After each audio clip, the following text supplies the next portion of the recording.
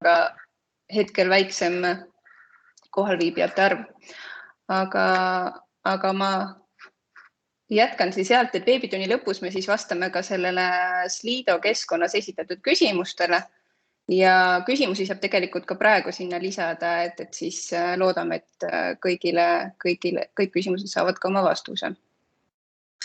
Ja ajaliselt oleme planeerinud siis tund aega, et vaatame, et kas lõpetame varem või siis läheb natukene rohkem.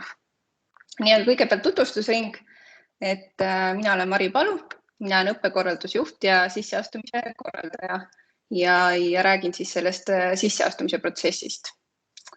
Ja siis meil on täna siin Sirje Kautsar. Sirje, kas sa näitad pilti ka ja tervitad?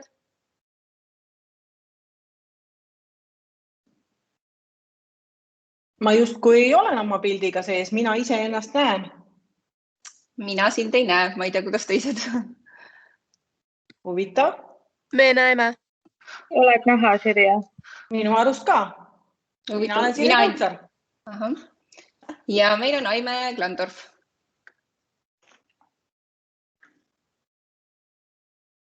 Aime, tervitad? Aime pani pildi veit ja see mikrofon on kinni. Tere, mina olen pildiga sees ja vastan pärast teie küsimustele. Aitäh, kummaline, et mina jällegi pilte ei näe. Nii, aga ma jagaksin ekraani, näitaksin seda. Nii. Et ma loodan, et kõik näevad nüüd seda kodulehte. Näeme.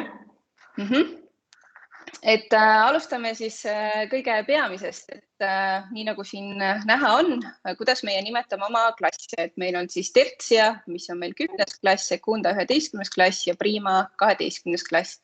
Et täna me siis räägime õppima asumisest Tertsiasse ehk 10. klassi. Loodan, et need, kes siin veebitunnis on tutvunud ka meie videoga, mis me oleme valmis teinud. Et seal Slidos oli küsitud, et kas saab kunagi või millalgi tulla ka majja, et seda lähemalt vaadata, et hetkel olukord seda kahjuks ei võimalda. Aga see video näitab ka juba päris palju meie õppekeskkonda, kus me õpime ja millega me tegeleme siin. Nii, aga alustame siis kõige algusest nüüd.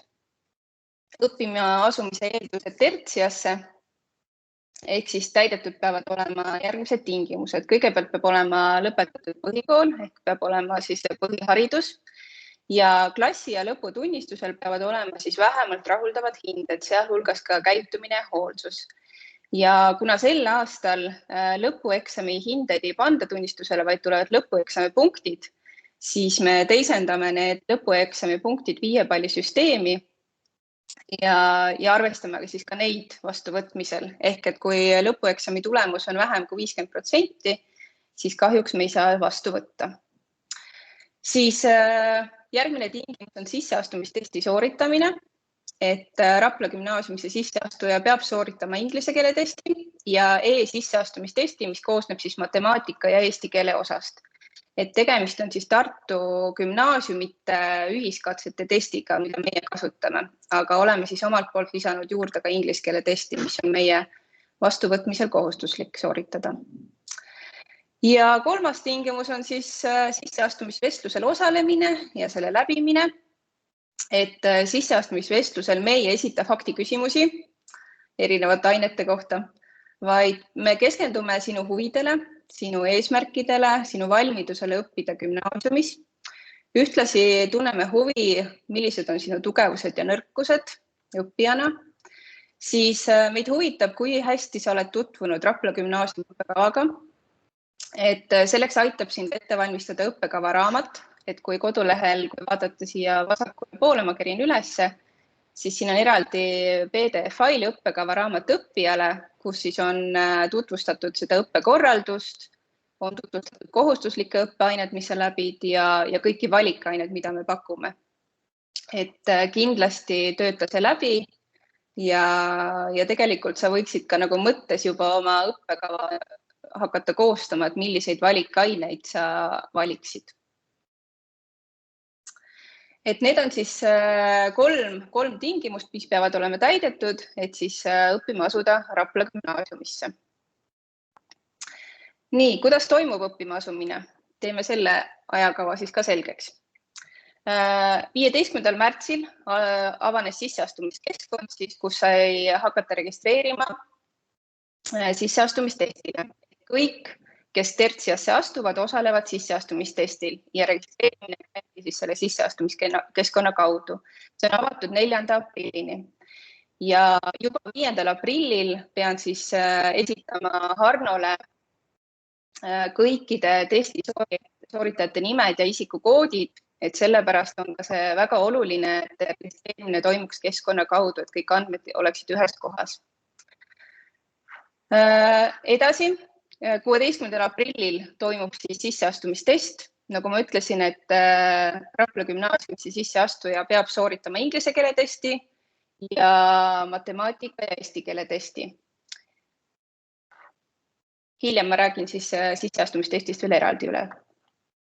Nii, kui test on sooritatud, siis testi tulemustele tuginedes ning klassitunnistuse hinnete põhjal me kutsume siis sisseastuja vestlusele. Et seepärast peab avaldusele lisama ka keskkonnas tunnistuse, et me vaatame, et kas hinded on rahuldavad ja kui seal on mingeid küsimusi, mingeid selliseid, ütleme, tärnikesed või mingid hinded on puudu, siis ma kindlasti võtan ka enne ühendust ja uurin, et miks mõnda hinnet võib-olla seal ei ole.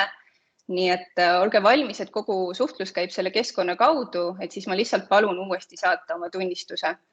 Ja kes oli registreerinud, siis ma märkan väga tihti, et lisatakse oma hinnete leht, aga tegelikult on nii e-koolis kui ka stuudiumis olemas tunnistuse vaade, et palun siis ka seda jälgida, et kindlasti oma tunnistus lisada sinna avaldusele. Nii, sisseastumisvestlused toimuvad meil vahetult pärast aprillikuu vaheaega, et kuna need testi tulemused laekuvad meile 23. aprillil, siis me alustame nende vestlustega pärast 23. aprilli ja arvestame muidugi ka siis selle ajalise võimalusega, et me ei hakka hommikust vestlusi läbi viima, vaid ikkagi pärast tunde. Ja vestlusele võetakse kaasa hinnete leht kogu õppeaasta kohta, et siis me tahame ka näha neid jooksvaid hindeid, mis sulle pandud on. Kui nüüd test on edukas olnud, vestlus on edukas olnud, siis 10. mail keskkonna kaudu saadetakse õppima asumise kutse. Sisseastuja võtab selle kutse vastu või siis loobub kutsest ehk siis loobub kandideerimisest. Ja kui kutse on vastu võetud, kui põhikool on lõpetatud, siis tuleb esitada sisseastumisdokumendid. Ja kindlasti palun tähele panna seda, et dokumendid allkirjastab lapsevanem digitaalselt, et siis kõik need dokumendid oleksid ka kehtivad, et saaks seda allkirja anda, et palun seda ka tähele panna ja üle vaadata. Et see on siis meie selline teekond, olulised verstapostid, mis on vaja läbida, et asuda õppima Rapla gümnaasiumisse. Ja 1. juulil hiljemalt, siis, kui dokumendid on esitatud, siis 1. juulil me saadamegi selle keskkonna kaudu kinnituse, et sa oled oodatud meile õppima. Nii, aga nüüd ma räägiksin lähemalt sisseastumistesti korraldusest, et see on ka meie kodulehel olemas eraldi menüü lingina. Et ajajoon on ka testi kohta siia pandud, et siis 15. märts kuni 4. aprill toimub registreerimine keskkonna kaudu, siis 7. kui 14. aprillini on testi sooritajatele avatud siis harjutustest. 16. aprillil tuleb sooritada siis 3 testi, inglise keel, matemaatika, eesti keel. Ja hiljemalt 20. aprillil siis saate keskkonna kaudu teada oma tulemused, et kuidas test läks. Kõigest lähemalt. Test on sisseastumistingimuse üheks õppima asumise tingimuseks, ehk siis kõik sooritavad sisseastumistesti. Test toimub eksamite infosüsteemis ja sinna saab logida siis kas Harri-ID, ID-kaardi, mobiil-ID või Smart-ID-ga. Ja me soovitame kasutada kas seda mobiil-ID-d või Smart-ID-d või Harri-ID-d, sest kui sa logid sisse ID-kaardiga ja kui sa hakkad oma isikut tuvastama, siis sa pead selle ID-kaardi sealt kaardilugejast välja võtma, et seda näidata kaamerasse, nii et see tekitab sellist ajakulu oma testi sooritamiseks, et võimalusel mitte siis ID-kaardiga sisse logida ja lapsevanemad saavad teha oma lapsele Harri-ID konto, et see veebilink on ka siis olemas, et kus seda teha saab, et soovitame kindlasti seda kasutada. Test sooritatakse kodus ja sooritamiseks on vaja internetiühendusega arvutit koos veebikaameraga, et nutitelefon ja tahvelarvuti ei sobi siis selleks testi sooritamiseks, et ei saagi sellega testi sooritada. Enne inglise keele testi isiku tuvastamist ei toimu, aga me kõik loodame, et ikkagi sooritavad need, kes seda peavad sooritama, et ausal teel käib siis testi tegemine. Aga enne matemaatika ja eesti keele testi sooritamist toimub siis see isiku tuvastamine ehk vertifitseerimine. Ja selleks ongi vaja seda veebikaamerat ja kehtivat ID-kaarti või passi, et õpilaspilet siin ei sobi, et kindlasti peab olema siis see dokument kas ID-kaart või pass ja ta peab kehtima, et kui dokumendi tähtaeg on möödunud, siis sellega ei saa isiku tuvastamist läbi viia ja sellepärast ei saa ka testi sooritada.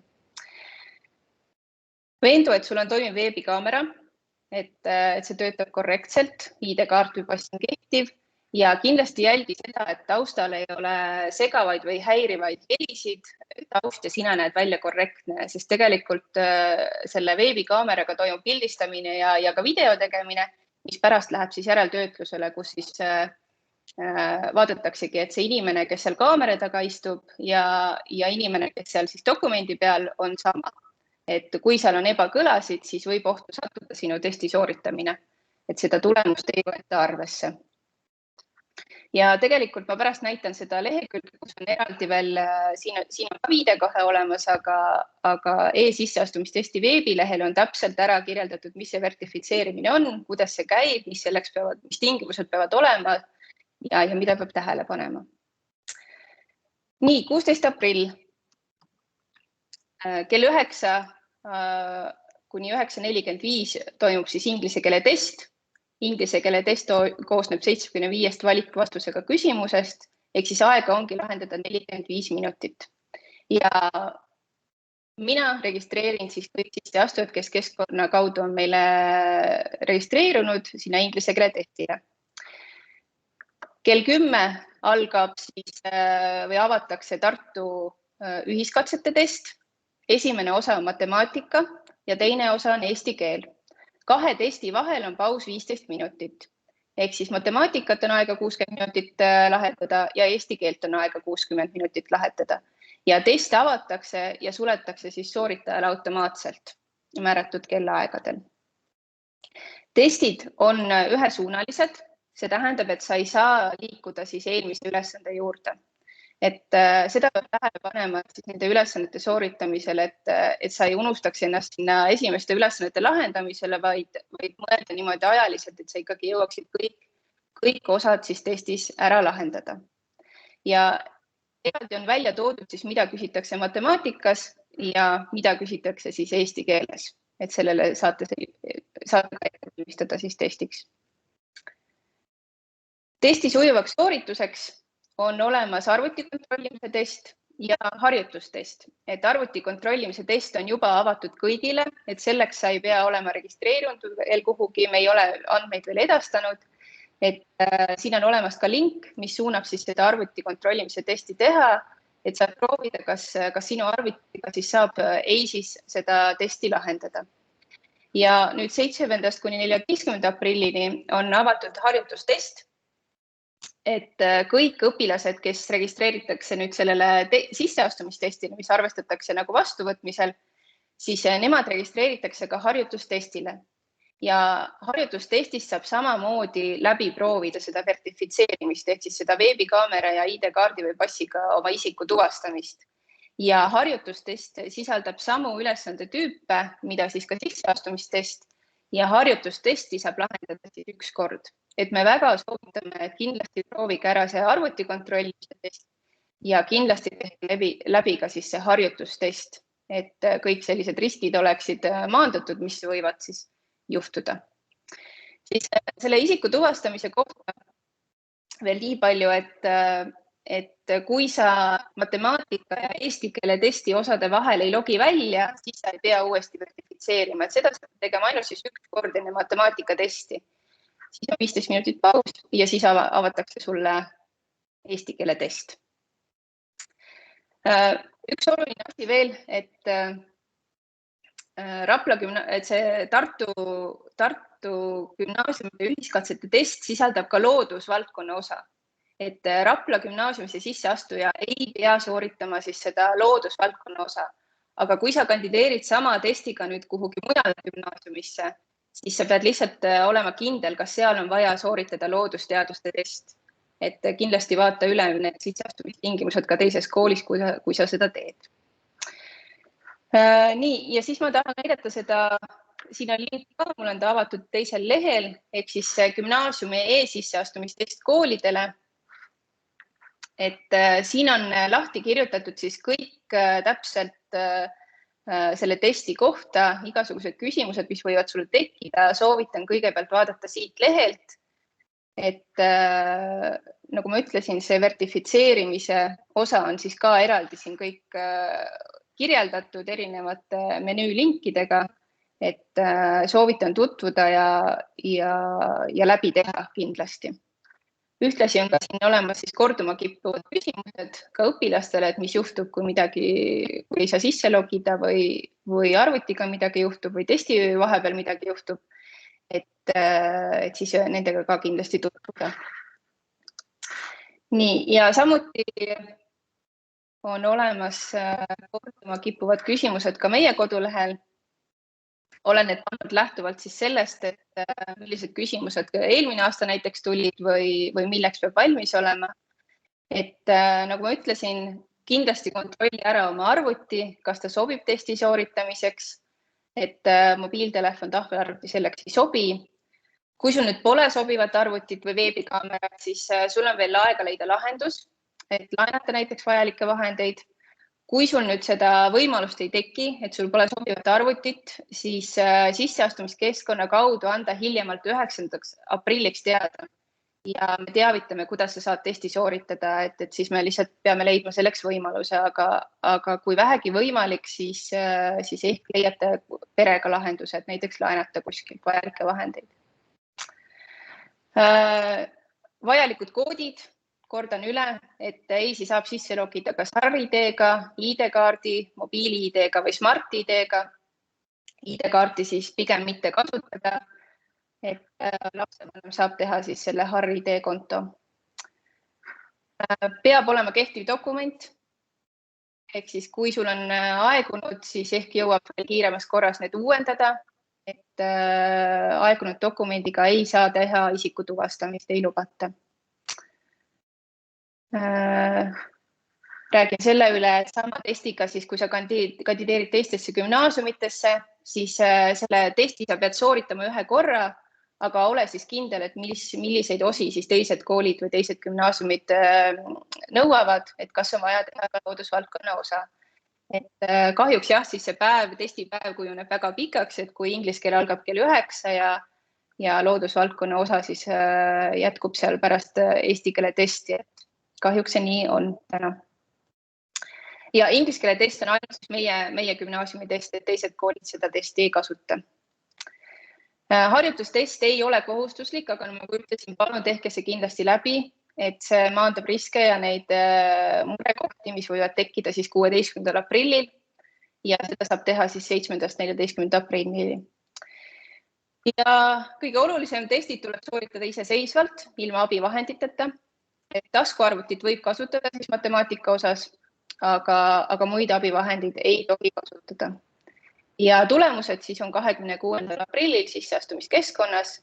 Et kui need jõuavad meile varem, siis teeme endast kõik, et ka teile need tulemused siis saabuksid varasemalt. Nii, aga kui ma võtaks selle ekraani jagamise siit ära.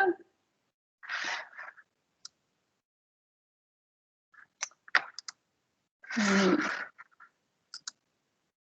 Siis ma annaksin sõna Sirjele ja Aimele, kes vastavad siis nendele Slido keskkonnas esitatud küsimustele. Nii, tere uuesti ka minu poolt. Aime, kas sa tahad alustada? Ma arvan, et Sirje, sul oli niisugune üldisem plokk, et alusta sina, siis ma lähen konkreetselt õppekavaga seotud asjade juurde. Teeme nii. Nii, võttes nüüd aluseks Slidos olevad küsimused, siis ma järjest vastan neid nii, nagu nad mul ekraanil on. Kõigepealt parandamine. Et mitu korda nädalas ma parandada saan, siis ma pean kahjuks tõdema, et me ootame õppijaid õppima pigem selliseid, kes enne sisseastumist ei mõtle sellele, mitu korda nädalas saab parandada. Sellise hoiakuga õppijal soovitame me pigem vaadata muid õppimisvõimalusi ja põhjuseks on see, et gümnaasiumi õppekava on väga nõudlik ja iga uus puudulik koormab eelkõige õppijat ennast ja seejärel õpetajad ja see tegelikult mõjutab teisi õpilasi. Sest järgmine küsimus mis siin küsib selle kohta, et kui kaua läheb aega tööde parandamine ja hinnete teada saamine, siis tööde parandamise järjekord on selline, et eelistatud on need õppijad, kes esimesel korral oma töö ära teevad ja järeltööde tegijad saavad oma hinde teada siis, kui õpetajal on esmaste tööde parandused jooksvalt tehtud. Ehk siis soovitus õppijale, tee esimesel korral töö positiivsele ja saad oma hinde kiiremini teada. Järgmine küsimus, et kas autojuhi lube saab läbi kooli teha? Ei, meie koolis ei ole võimalik läbi kooli teha autojuhi lube, ainult läbi autokooli. Millal saan ma teada, kes on minu mentor? Siis mentorid teavitatakse sulle juba esimesel koolipäeval. Kas mul on võimalus võtta konsultatsioone, kui vajan rohkem abi? Õpetajaga kokkuleppel on alati võimalik ja soov peab tulema õppijalt. Meil ei ole selliseid graafikulisi õpetajate konsultatsiooni aegu. See on õppija enda algatus. Kui ta soovib, siis ta võtab oma õpetajaga ühendust ja õpetajaga kokkuleppel leitakse see konsultatsiooni aeg. Kas on sõpradega võimalus ühte klassi saada, siis ei, gruppidesse jaotamine käib meil eelkõige esimese valikuna keelte vahetajate alusel ja seejärel täiesti juhuslikkuse alusel. Sest me arvestame, et me oleme riigigümnaasiumina teenindame tervet maakonda, siis õppijad satuvad meile väga paljudest koolidest. Ja sellepärast on juhuslik valik kõige ausam. Praegustes oludes me siis koolimajja lasta ei saa, nii nagu Mari ütles, et vaadake pigem seda videot, mis tegelikult annab aimu sellest, milline meie maja on. Ja teine võimalus on see, et saab maja ümber tulla käima ja vaadata akendest sisse, sest meil on uus maja eriti, on hästi avatud. Nii et kui sa siia tuled, siis sa võid läbi maja ka näha, mis meil sees toimub. Ja üks küsimus, millele mina veel vastan, on see, et milline näeb sisseastumisvestlus välja, tegelikult Mari sellele vastas. Et mulle meeldis see küsimus, et kuidas teile võimalikult head muljet jätta. Siis muljet tuleb jätta meile 3 aastat tegelikult, mitte ainult sisseastumisel ja valemulje tekitamine tuleb üsna ruttu välja ja kannatajaks oled eelkõige sina ise. Nii et olgem ausad. Aga Aime, ma annan sõna sulle. Aitäh! Ma jätkan siit sellest mulje jätmise mõttega, et tegelikult sa jätad võimalikult hea mulje oma tulemustega, mis sa oma hinnete lehe ja tunnistusega esitad. Aga siin üks küsimus oli uurimistöö või õpilasuurimuse kohta, kuidas me teda ametlikult nimetame, õpilasuurimus või praktiline töö. Ja see on gümnaasiumis kohustuslik. See on igas gümnaasiumis kohustuslik, sellepärast, et see on üks gümnaasiumi lõpetamise 5 tingimusest. Nii et sellega, kui on juba olemas loovtöö ja uurimistöö kogemus põhikoolist, siis ma usun, et niisuguse järjekindla tegutsemisega ei saa uurimistöö tegemine kindlasti probleemiks. Siis oli küsimus reaalainete kohta. Meie kooli õppekavas on nii reaalained kui ka humanitaarained kõik ja oskusained kõik vastavalt sellele, nii nagu riiklikus õppekavas on ette nähtud. Meil on kõik kursused, mis on kohustuslikud kursused, on kooli õppekavas ja kõik ülejäänud, mis on siis valikkursused, on sinu enda koostada kogu oma ülejäänud õppekava. Et sellepärast oligi see soovitus, et tutvu õppekava raamatuga ja hakka juba varakult läbi mõtlema, missugused on need valikained, nii siis ainevaldkondades välja toodud kui ka vabaainete hulgas välja toodud siis ained, mida sa valida tahaksid. Seejärel oli küsimus keelevahetuse kohta, sellest juba natukene siin juttu oli. Me oleme tõepoolest kõigil 3 aastal, mis me oleme siiamaani tegutsenud, andnud võimaluse vahetada välja vene keel, prantsuse keele või saksa keele vastu. See tähendab, see on see keel, mida sa hakkad gümnaasiumis õppima B1 tasemel. Et üldjuhul on see praegu meie maakonnas vene keel või saksa keel. Enamik õpilasi on õppinud vene keelt teise keelena ja teatud hulk õpilasi on siis neid, kes on õppinud saksa keelt. Ja oma õppekava kokku pannes me juba esimesel õppeaastal otsustasime, et anname selle võimaluse ja igal aastal on olnud soovijaid, nii et see võimalus on ka kindlasti nüüd siis algaval õppeaastal. Tasemerühmade kohta oli küsimus, et tasemerühmi meil üldiselt ei ole. Küsimus oli siin eelkõige matemaatika kohta. Matemaatikat teatavasti on võimalus õppida kas laia matemaatikana või kitsa matemaatikana. Siin tekib kohe ja loomulikult me küsime ka enne õppeaasta algust, et kui palju on siis neid, kes tahavad kitsast matemaatikat õppida ja kui palju on neid, kes tahavad laia matemaatikat õppida. Aga näiteks need, kes on praegu siis tertsias ehk 10. klassis, seal oli kitsa matemaatika õppida soovijaid niivõrd vähe, et me ei saanud nii väikest gruppi üldse avadagi. Ja muidugi, kui siin lähtuda nüüd sellest, et kui siiamaani on olnud see matemaatika ikka ääretult nõrk aine, siis tuleb ikka väga tõsiselt mõelda selle üle, et missugune kool on see kõige parem, kus kohas oma senise tasemega ikkagi jätkata. Loomulikult, kui on raskusi teatud õppeainetes, aga õppida tahtmine on ikkagi olemas väga suur ja järjekindlus on olemas, siis on saanud igaüks lõpetada ka siis, kui matemaatika on raske, aga sõltub ikkagi oma tahtmisest ja tegutsemisest eelkõige. Ja valikainete juurde koha pealt oli ka see küsimus, et kas valikainet tuleb valida enne septembri algust või millal see toimub.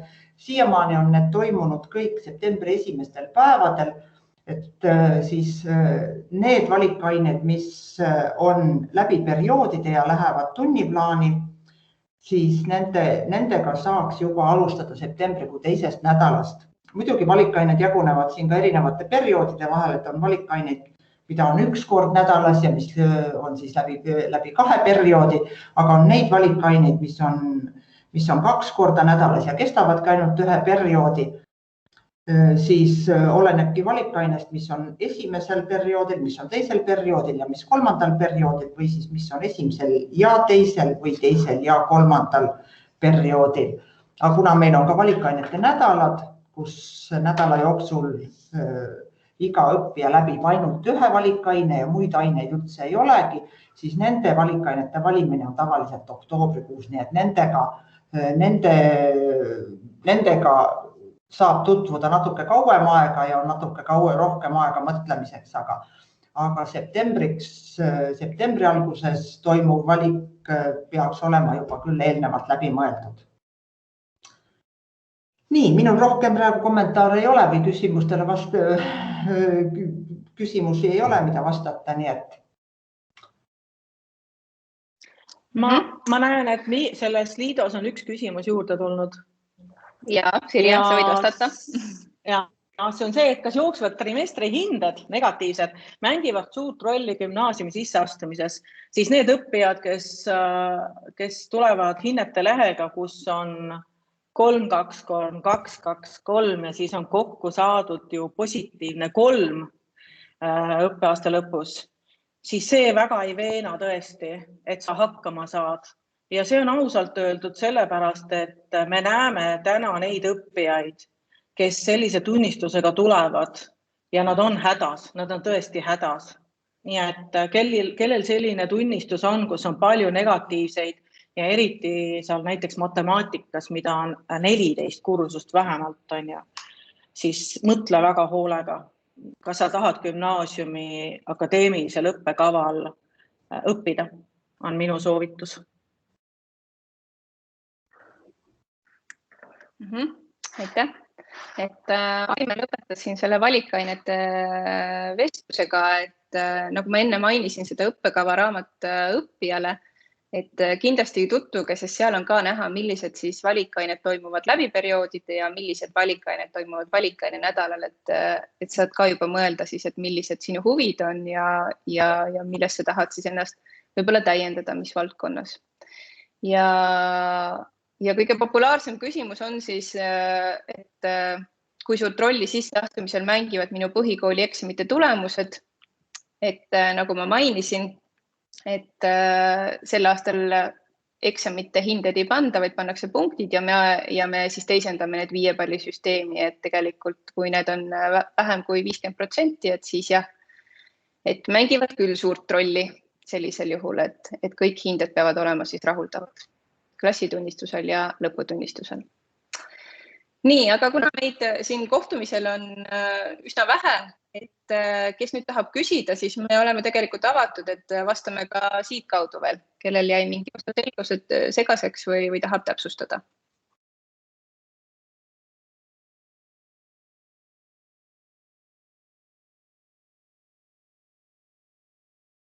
Vaikus. Julgustan küsima. Ja. See on see õige koht praegu, kus küsida.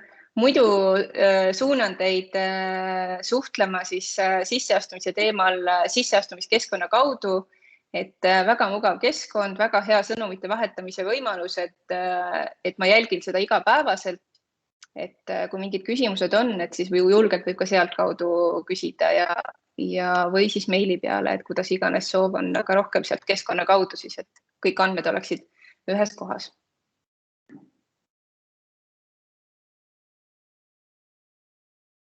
Mul on küsimus. Ja. Et kui palju neid valikaineid peab olema või on neil mingi arv või ei ole? Ja selles suhtes, et kõik sõltub sellest, et kas sa valid kitsa matemaatika, kas sa valid laia matemaatika, kas sa vahetad keelt, et see kõik sõltub sellest, et muidu on meil niimoodi, et kui sa õpid laia matemaatikat ja jätkad oma keelega, siis läbi perioodide valikained peaksid olema 3 aasta peale 15. Ja sinna lisandub siis 8 nädala valikainet. Aga kui sa vahetad keelt ja õpid laia matemaatikat, siis oli 3 aasta peale 11. Et kodulehel on ka selline koht, õppetegevuse all on õppekoormus, et sealt saab ka siis vaadata täpsemalt üle ja seal õppekava raamatus on ka siis täpsemalt kirjeldatud, et kui palju valikainet siis tuleb läbida.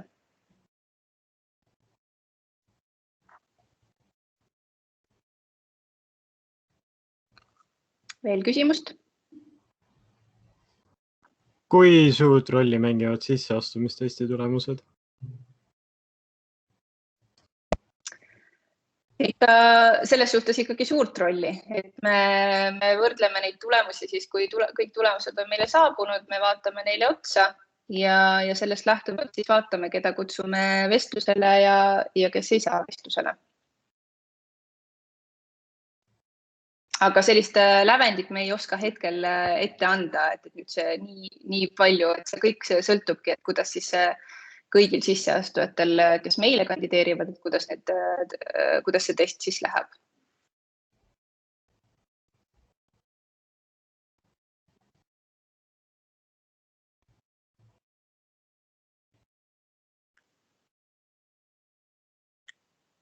Veel küsimusi?